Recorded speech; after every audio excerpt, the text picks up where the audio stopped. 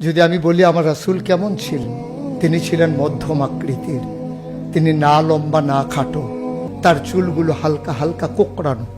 তিনি কখনো বা যখন চুলের ভিতরে তৈল দিয়ে আছড়াতেন, অবাক বিস্ময়ে মানুষ তাকিয়ে দেখতেন, মনে হতো চুলের মাঝে যেন মৃদুমন্দ ঢেউ দেখা যায়। তার কপালটা ছিল চওড়া শুভ্র, তার চোখের ভ্রুগুলো ছিল ধনুকের মতো বাঁকা, তার চোখগুলো ছিল টানা টানা ভাসা ভাসা, তার চোখের পাতাগুলো ছিল গোলাপের পাপড়ির মতো। তিনি কখনো বা যখন চোখের পলক ফেলতেন, অবাক বিস্ময়ে মানুষ তাকিয়ে দেখতেন, মনে হতো মৃদুমন্দ বাতাসে গোলাপ পাপড়ি দোল খাচ্ছে। তার চোখের সাদা অংশ ছিল রক্তিমাভ সাদা, কালো অংশ ছিল তার কৃষ্ণ কালো। তার ঠোঁটগুলো ছিল গোলাপি রঙের, তার নাকটা ছিল খাড়া, ছিদ্রগুলো ছিল ছোট ছোট, নাকের নিচে ঠোঁটের উপরে ছিল চিকন সরু গোঁফ।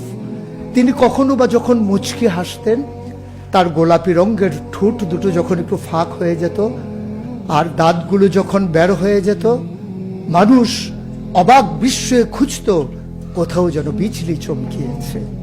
সুতরাং যার কোনো তুলনা হয় না, তুলনা মেলা ভার, জুড়ি মেলা ভার। এ আমার নবী, এ আমাদের নবী, আমাদের গর্ভের নবী।